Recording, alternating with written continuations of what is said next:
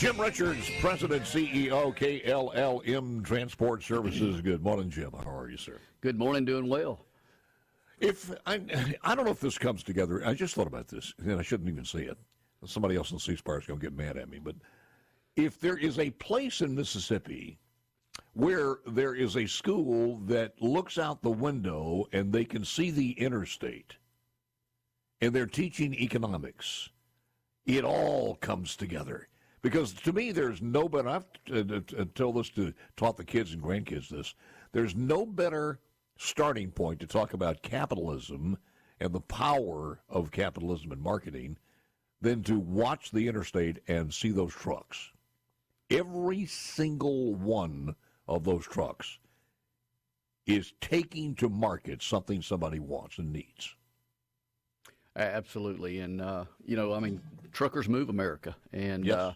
It's kind of a common sense, kind of simple approach, but we're moving goods all across this country each and every day. It's a challenging business in the fact that you got to make sure that you do it safely, number one, and more, and even just as important, efficiently, and to make sure that we don't interrupt supply chain. This whole country is dependent upon the supply chain. It's amazing. You don't think about it a lot until you have a disruption. And then when you have a disruption, that's when you start thinking about the truckers and how they move products across the country. Everything from what you don't need to what you've got to have. Medicine to something that you've ordered that's fluff. I mean, it's just the supply chain. It's the first time we've ever felt that in our country. Yeah, especially back during COVID, I think the country really realized the importance of transportation, all modes of transportation, quite frankly. And I think when we saw those disruptions, it really does make you think and make you appreciate what those folks are doing each and every day out there. Look, I'm glad you're on. There are some things that are going on now as far as Washington, D.C., and it's just, I mentioned this a little bit earlier. Let's see here. Coalition of Republican State Attorneys General. This happened yesterday, as a matter of fact, announced there are 2 lawsuits against the Biden administration and the state of California challenging emission rules for trucks and other heavy-duty vehicles. They just will not stop. They are making it so difficult. Your thoughts on this? We do quite a bit of business in and out of California. As a lot of you know, we are all temperature control equipment that we run. We do a lot of produce, a lot of salad mix, so a lot of things off the West Coast. It's become increasingly difficult over the years. The mandates that have been placed upon us to do business in and out of California, not only from a employee perspective, because that's one realm of regulations that we deal with out there that is much more difficult to deal with in any other state in the country. But now that you're dealing with emissions and things like that, it makes it very, very difficult to do business in that state. And to be honest with you, you just about can't make any money going in and out of the state any longer. Yeah. I think you're not very far away from finding a lot of trucking companies. Number one, we've already done this, but a lot of truck companies have started pulling back and not going out to California as much as we did historically. And the other thing I think you're about to see is you're going to see some surcharges put in place to start charging customers that are in that state, unfortunately, for some of these regulations that have been handed down and placed upon us. We have the story, it's been several weeks ago, about if you're going into the downtown area of New York, I'm sure, I forgot what borough it is or where it is, maybe it's on Manhattan, that you have to pay a certain fee to get in there. And I believe that that's also the trucks. Every time they want to deliver something, they have to buy a pass to get in. They do. They have to buy a pass into the markets. And that's crazy. So you're basically paying a toll to go into the markets to deliver products. So, yeah, it's, New York tends to be very difficult, but no one is more difficult than the state of California. Unfortunately, you do see a few states that follow behind them. Illinois typically will follow behind them pretty quickly. Virginia has done the same in some areas. So, you kind of see it start in California and gravitate to some other of the more liberal states in the country. The Golden State rules would require half of all medium and heavy-duty vehicles acquired by the state and local governments to be emission-free between 2024 and 26, with a requirement increasing to 100% in 2027, mandatory that they have to buy EVs as far as the government's concerned. And we've already seen what happened to these buses. Many of these buses are not even in operation. Right. I can tell you, the cost. everyone in the trucking industry, no one will disagree that we would like to be more efficient as far as the environment goes. We all push for a clean environment, so no one's fighting that. But there has to be common sense put into this approach.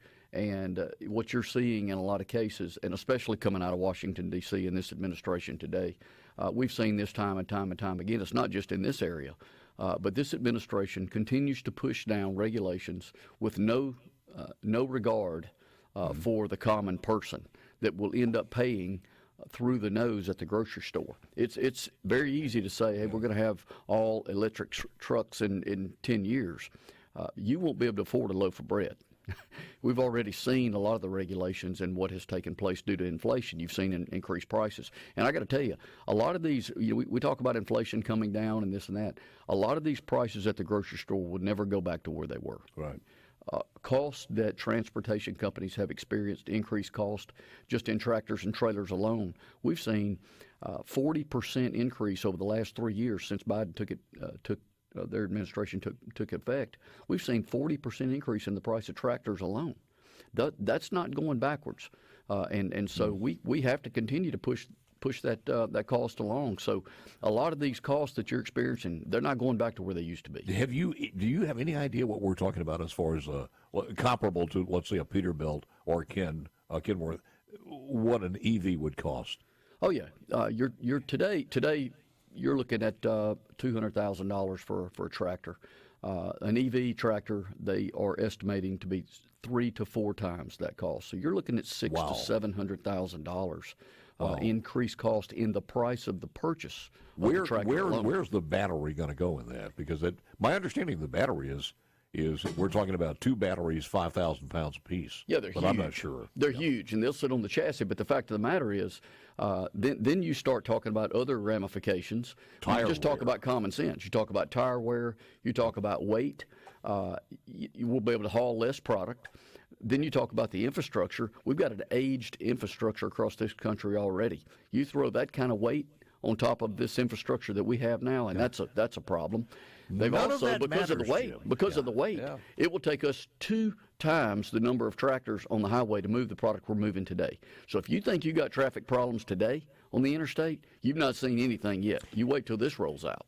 Have they told you, has any of the manufacturers told you, give you an idea of how long, what's your haul on a full load, how many miles you can get? Yeah, the range today is about 200 miles. We run about 1,000 miles a day. So we could run about 200 miles, about 200 miles, stop and charge for 3 to 4 hours, run another 200 miles, stop and charge for 3 to 4 hours. It's totally inefficient and something that I'm not saying that can't improve. That will have to improve because that's no way that will work. Is the story that's not told, and again, Jim Richards, who is president and CEO of KLLM, is my guest this morning. Jim, is one of the stories not told since, let's just take a Peterbilt 1995, 2005, up to a brand new one today. Is the story not told how through the evolution of technology, the efficiency of these engines as far as pollution and gas has increased dramatically? Well, I will say this. We have seen very good improvements in fuel mileage over the last probably 10 years. Our fleet average 10 years ago was around 5.6, 5.7 miles per gallon. Our fleet average today runs close to 9 miles per gallon. We have seen improvements in miles per gallon. And a lot of that is relative to what your trucking companies have been doing all along, running low-profile tires, running much more aerodynamic equipment, more efficient engines. So the industry itself and the manufacturers have been working very diligently over the last 10 years to do exactly what we're attempting to do. However, it's been done with a common sense approach. Some of the regulations that are trying to be pushed down now just throw common sense completely out the window. I hate to be in a meeting where you guys are trying to project next year after the election. I mean, that's not a meeting I want to be in. I'll talk about that. We'll talk about it when we come back with, again, Jim Richards, President, CEO, KLLM, because the next 4 years, depending on the results of November 5th, are going to be seismic, as I mentioned earlier, one way or the other. Back with more coming up next. Jim, he hasn't gone after outboards, gasoline outboards yet. Do we even have a big movement for electric outboards? I'm not sure. Just wait. I'm sure it's coming. It's coming. Speaking about what's coming, though, when you start talking about what is going to happen in 4 years, a Wall Street Journal has a good article. Companies are balking at the high cost of trucks, and they understand, as you do, major companies out there, they just can't make it. There's no way. And when you start looking at what will happen with the additional progress that he has put on us, I call it progress, the mandates that he's put on us, what will happen in 4 years if he's reelected? Well, we got a lot of problems if that happens. I think electric trucks may be the least of our worries, but in all honesty, the manufacturers even know that this is probably not a reality. I think you'll continue to see this type of legislation push down the road and continue to push down the road. I think that a lot of this is for political posture as much as anything else. I think as far as a reality, most of the manufacturers will tell you that it's just not possible. The entire industry just couldn't sustain itself with this type of legislation and mandate. So I think you'll continue to see this push down. Now, I think there are applications where this makes sense. We're currently running a couple of local trucks in California that are back, in and out of our terminal daily. Those type of applications, there may be some sense made out of that. However, you still have the expense. Once again, without government subsidies, the two tractors we're running, we basically were given by the state of California. But if you were actually going out and purchasing those tractors and trying to make a living with it straight up, it would be impossible. Well, here's what scares me though. When you say it doesn't make sense, it didn't make sense even in the car market. The car, small pickup market doesn't make sense there. But look at they've just about alienated all the rank and file members of the union, which is good news for Trump. They've put some car companies almost out of business, some dealers. They forced EVs that have been on the lot for now, some of them a couple of years or longer, and nobody wants them. For the most part, the market is not there. But they've done all of that through the government mandates, as you said.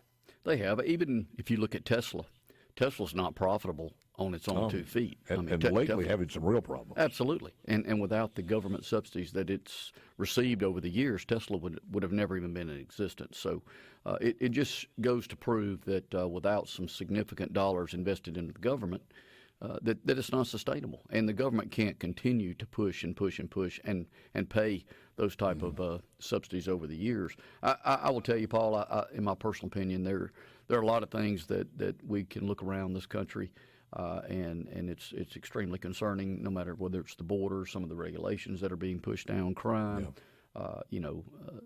foreign policy. There's just not many things that are good today. And I hate to say this, but I think America is finally getting to a point where they've had enough.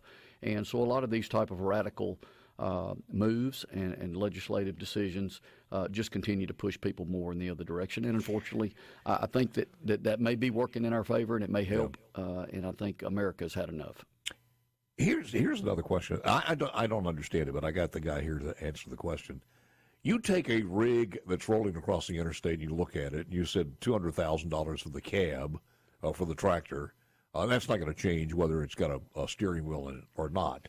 $200,000 for that, and the load that tractor is carrying could have a cargo worth literally millions, could it not? Absolutely. All right, we haul cargo every day that's multi-million-dollar cargo. Why do we care if there is a driverless? I mean, the driver's not making that kind of money. I mean, if you've got millions of cargo, $200,000 in the cab, you could pay a guy $300,000 a year, and you still pretty good investment. I mean, I don't see how that savings is going to be that great as driverless.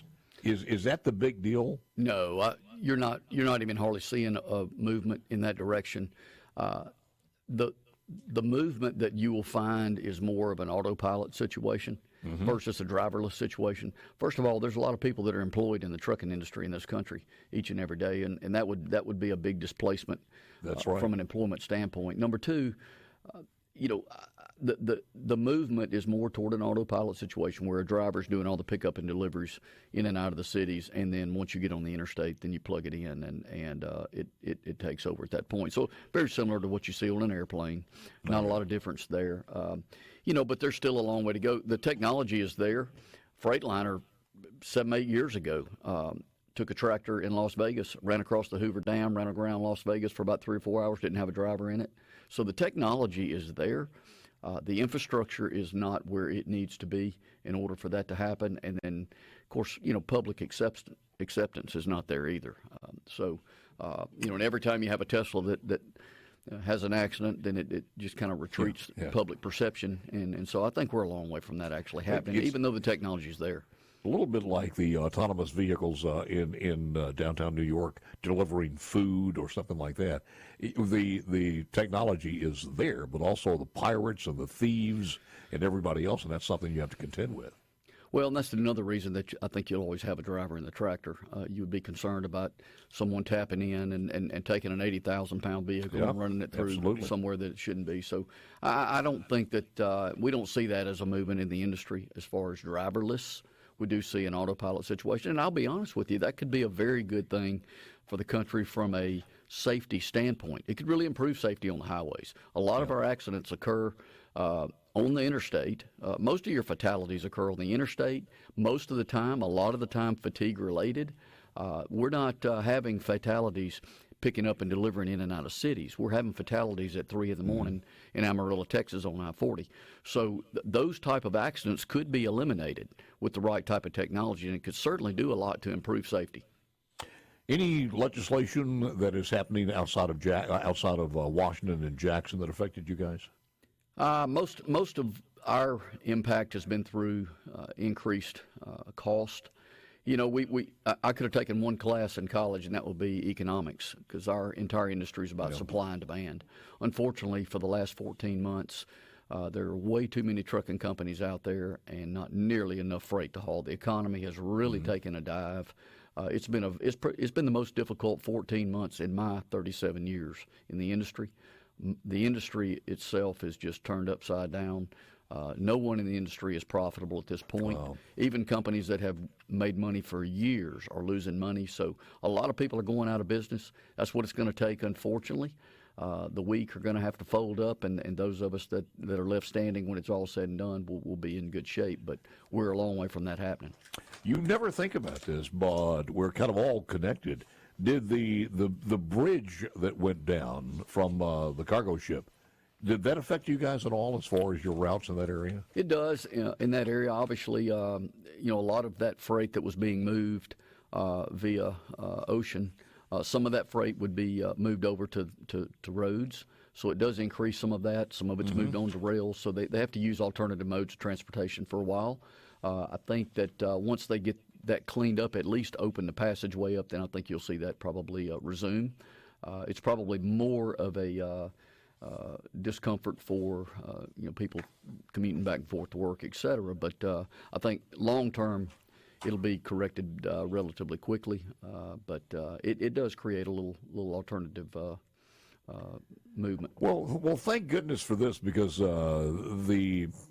the president says, and I'm sure with all the authority that he has, he's done a great job of getting that price of diesel fuel down. So it's so cheap now, I can't believe you people are not making some type of profit. Yeah. Well, in all honesty, our larger concerns are the fact that, it's parts, it's fuel, it's the cost of equipment, it's everything we touch has gone up. Unfortunately, because the economy is in such bad shape. They can talk all day long about the economy, but I'm telling you, 60% of America is paycheck to paycheck. Yes, they don't have the money to spend on food and pharmaceuticals that they had historically. It's very interesting this time we're in. We have historically been immune to inflationary periods because we handle food products and pharmaceuticals. People are going to continue to eat. We've seen, for the first time in my career, we've seen a change in purchasing habits at the grocery store level. And it's because 60% of the country doesn't have enough money to buy like they used to buy. So they've changed their buying habits. You're in an amazing industry. I was just sitting here thinking, what's the most isolated spot a truck has ever broke down that had to be fixed immediately? Probably on the outskirts of Montana somewhere.